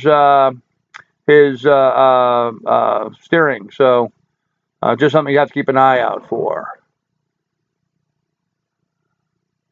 Me to sponsor most videos, have them, some have them every 5 minutes. Yeah, I don't want, guys, I wouldn't want to watch a video every 5 minutes. So I'm not going to I'm not going to subject you to, I'm not going to make you guys do anything that I wouldn't want to do, you know? Marie, beer 30. All right. Marie, it's all your fault. Guys, sorry I had to move the table, but I had to reach into the magic refrigerator because Marie told me it's 5:30. Well, there you go, guys. It is beer 30. Breaking open one of the gifts of Holland. All right, we can go for a little bit longer now. I got my beer. You're registering your boat, U.S. flag. Yes, I'm going to be doing Coast Guard, U.S. Coast Guard registration on the boat. I'm not going to do any state registration because I'm not going to be a resident of any state anymore. Hey, Miss Teen 71, how you doing? Downriggers. Winging it, Tracy, I may have downriggers on the boat. I'm not opposed to that. Now, not initially because I can't afford them. I can just put a heavy weight on a line and accomplish about the same thing. I actually have the weights. I just don't have the downrigger. So I can rig up a manual rope system with the weights that I have, drop them over the side, and use the clips. I have the clips. So I can make sort of an ersatz downrigger, and I will set that up. I'm also contemplating trying to set up an outrigger on the boat. Believe me when I tell you, when I'm going to be fishing, if I'm going to go out and fish for, some of my target species like tuna and mahi, if I'm going to troll, I'm going to put out a spread. I'm going to have 5, 6, 7, 8, 9 lines out at once, which will cause some problems being on the boat by myself, but that's the way I'm going to be doing it. Although for the most part, a lot of my fishing is going to be, spot and stalk type fishing with a fly rod. See some fish on the surface, get over in front of wherever they're heading and drop a fly into them as they go by. That's kind of my thinking. So here's to you, Marie. Thanks for reminding me of that. What did you have for a boat before? In sailboats, I've had 2 cows. I had a Cal 30 and a Cal 31. Very heavy displacement, older style, very thick hulled sailboats. So a true Montana. There you go. Cheers, Grandpa. Hey, cheers, Chip. Thank you, sir. Will you keep the name The Rough Seas or change the name of the new boat? Because I am probably going to sell this boat after a couple of years, I'm just going to go ahead and keep the Rough Seas. After all, I am going to be sailing with my own dog on the boat, so Rough Seas will be as appropriate for me with my Labrador as it has been for Bob with his Labradoodles. So I won't have Labradoodles, I'll have a Labrador. Okay, so what else you guys got? I'm going to sit back and enjoy my beer now and talk to you guys. So what else we got? Travel Boy, he is keeping Rough Seas. Yes, I am. Grandpa, you keep mentioning being by yourself. Have you considered taking on long-term crew members? I have, Georgia Boy. I have most definitely have considered and have opened the door for people to come and join me on board. Ideally, I'd like for someone to join me for a short leg, so I don't make any permanent long-term commitment for someone I may not like, just so we can get started. But yeah, and of course, I'm always looking for a grandma. So if I can find the right lady out there, then that's awesome too. I'm definitely in the market.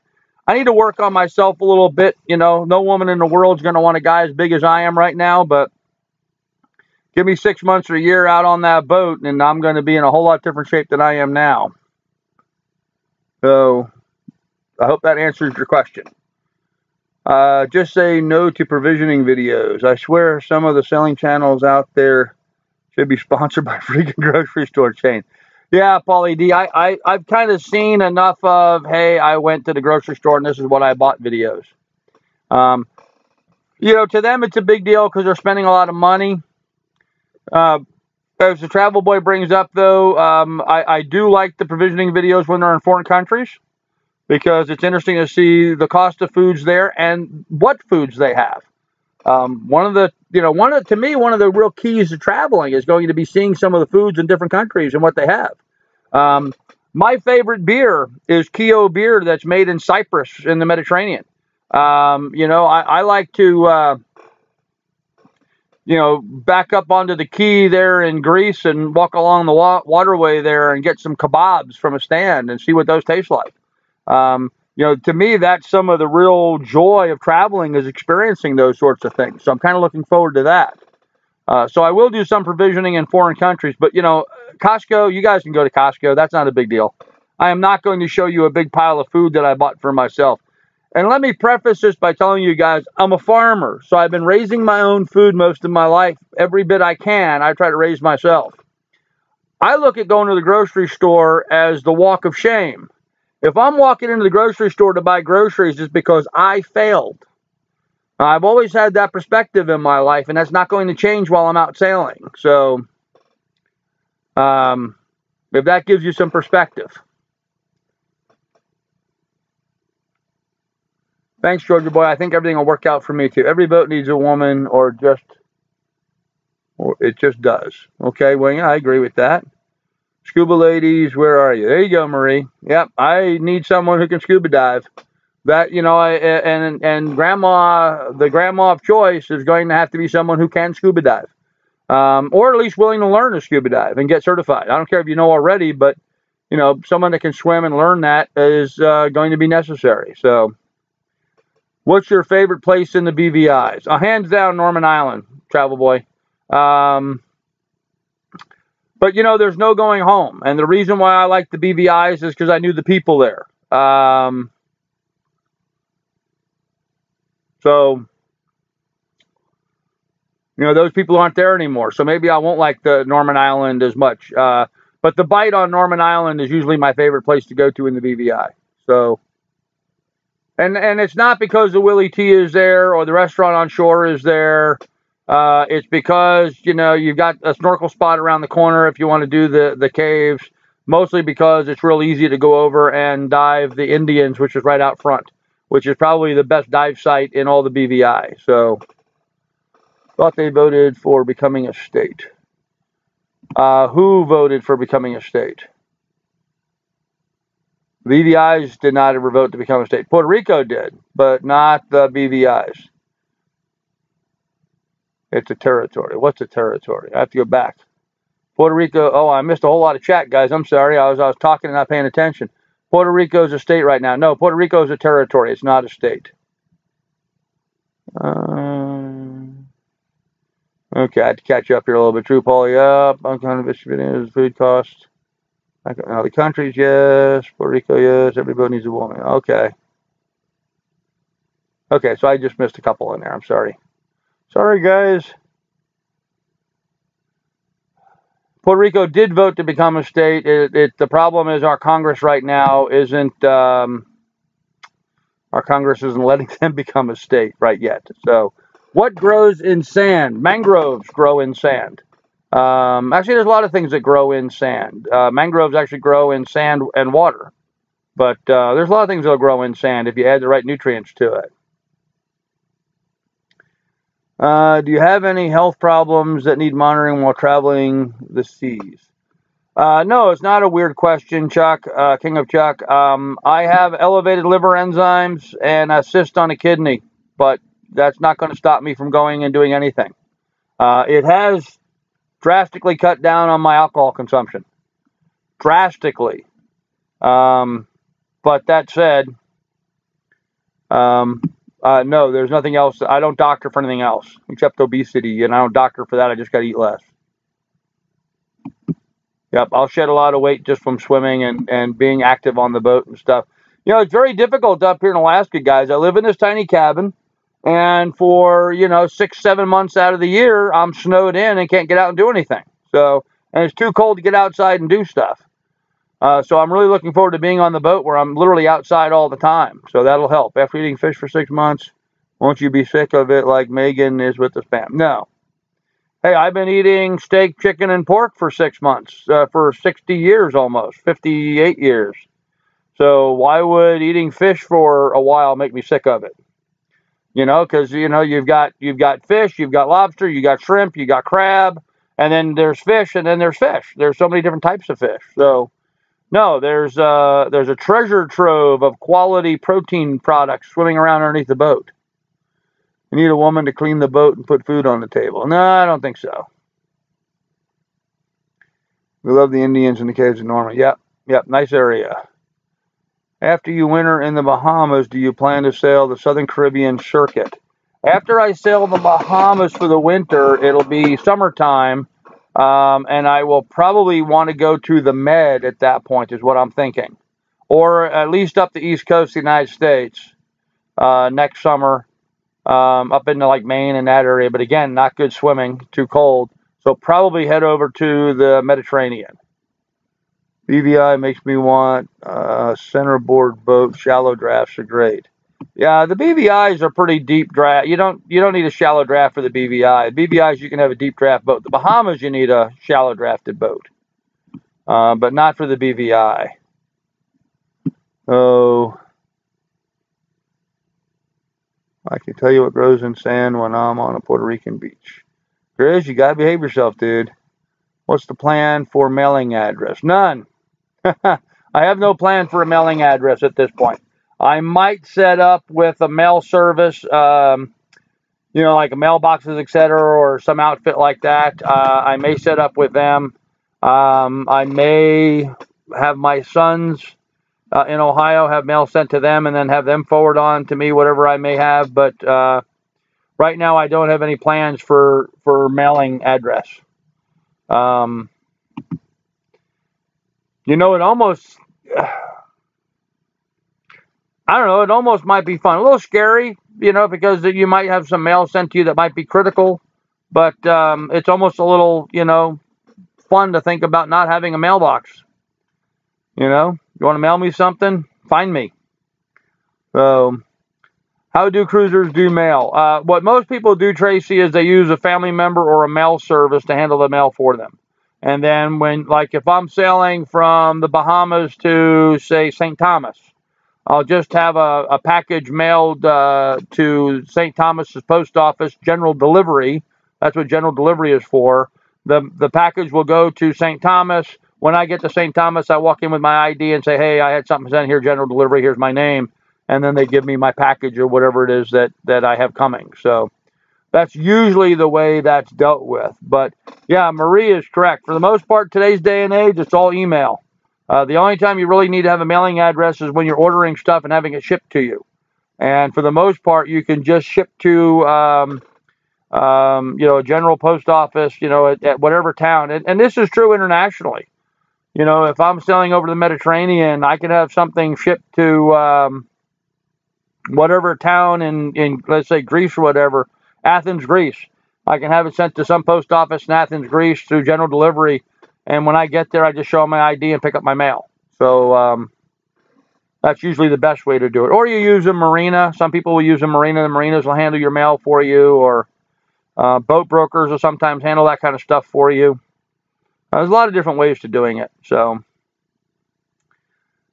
in case electronics crap out, you have a sextant. No, I do not have a sextant, John. I do have a plethora of redundant electronics.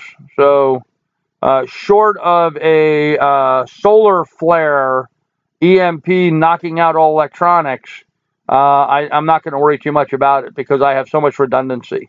I've got a half dozen handhelds. The boat's got 2 or 3 different navigational devices on it. The iPhone and the tablet and the laptop all have different electronics mapping systems on them. So a lot of redundant systems. The boat has radar on it. I don't believe it has AIS. I'll have to check with Bobby on that. I don't think it has AIS. If it doesn't, I will add AIS. Probably put on an ICOM VHF. Upgrade that to a better VHF too while I'm doing it. And that's will have the AIS in it. A lot of it's just going to be, direct navigation. It's kind of like when you're down in the British Virgin Islands, If you're over in Tortola and you're going to sail over to Norman Island, you can see Norman Island, you sail there. You don't need navigation to do that. The only island in the British Virgin Islands that you would need navigation for is to sail out to Anegada. All the rest of them are line of sight. For the most part, same thing in the Bahamas. Even some of those low islands, it's, that direction, so you sail that direction and you'll run into the island.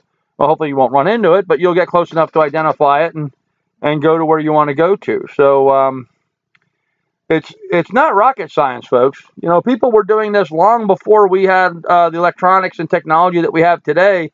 And, thousands of people sailed all over the planet without sextants or even compasses. So it's not rocket science. It's not all that difficult. You get out there and start experiencing it, and you'll pick up on it pretty quick. Mike says, good call on the AIS. Yeah, I would like to have the AIS only because it allows me to identify who the boats are around me, and then the boats around me will be able to identify me. And so, mostly for accident avoidance, if I'm single-handing and down below, even if I'm sleeping, the AIS should tell me if I'm on a collision course with some other boat and put out an alarm. That way I can get up and, change direction if I need to. So,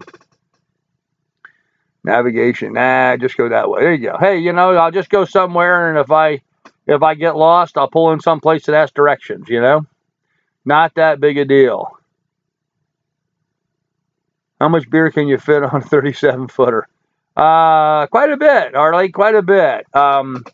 Actually, it's sort of funny. That's going to be the one thing I'm going to have to put on before I leave Florida, because beer is extremely expensive in the Bahamas. I'll give you an example. I can buy, even up here in Alaska where things are expensive, I can buy a case of, or a 12-pack of Heineken for $18. I'm sure I can buy it for a whole lot cheaper down in lower 48. So that's, $30 for a case. That same case of beer down in the Bahamas will cost you $70 or $80. So yeah, I'll want to buy a lot of stuff ahead of time and put it on the boat before I head out. So, Captain Aaron. The other thing, though, you have to remember, no matter where you travel in the world, there's people. And so if there's people, there's all the same resources that you need. No matter where you go in the world, you're going to find toilet paper, you're going to find paper towels, you're going to find food, you're going to find vegetables, fruits, whatever. Because wherever you go, there are people, and those people had to eat too. So, yes, Captain Ron. Men never ask for directions. Nah, we don't need no stinking directions. Rum is cheaper than Coke. Yes, it is. And isn't that a wonderful thing? Just pulling somewhere and ask directions. How do you plan on sleeping on long passages by yourself? Usually on my side. No, I'm sorry to be a smart ass, but long passages, that's difficult. Ideally, I'll find anchorages to pull into, or I'll heave to. Put the anchor light on so I can, be seen by other boats at least. But I plan on not doing too many long passages by myself. As an example, sailing from Puerto Rico to Florida, I put it out in my video that I did today that, is an open door for somebody who wants to join me on that trip. I've already had a couple of people tell me that they would love to join me on the sail from Puerto Rico back to Florida.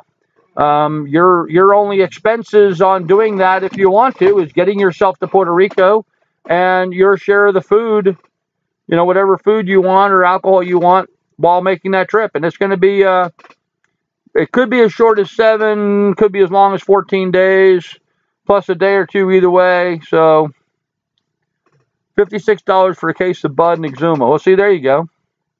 And Bud's cheap. I mean, I can buy a case of beer. I can buy a case of Bud for $15 here in Alaska. And so I probably could buy it for 10 or 12 in the lower 48. So 56, there's a difference for you. I'm talking about good beer, Windfall, not Budweiser.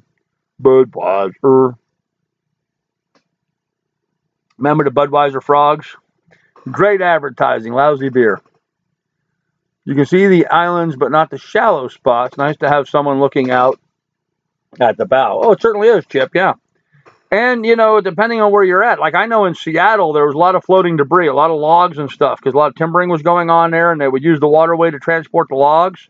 So you really had to be on the lookout for logs and stuff floating in the water. So you get accustomed to do that. Love the Bahamian Kalik. Yeah, Bahamian Kalik's expensive. Please don't solo long trips, sir. Yeah, I don't plan on soloing long trips if I can help it. May have to a little bit, but not if I can help it. Would love to take that trip, but I can't leave my home. My wife has me under house arrest. Oh, well, Grizz. Toad Sucker. I might do the Toad Sucker song later on, like the Bullfrog commercials. Do you have a point of contact other than on here? Is there direct messaging being one of your patrons?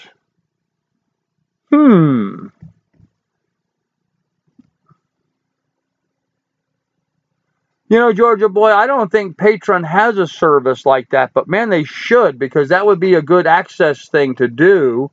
You can get onto my Facebook, either Grandpa's Farm on Facebook or my name, Carl Brook, on Facebook, and you can message me that way. You can text message me if you wish.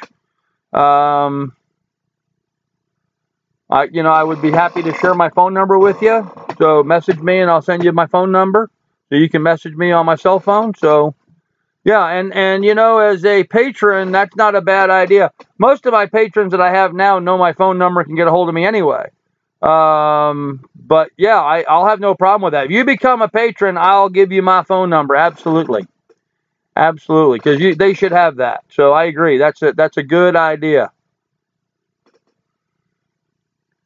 Okay, Georgia boy, no problem. All right, guys. Well, look, we're going on almost 2 hours, and old Grandpa, I'm going to have to go pay the rent on this beer here pretty quick.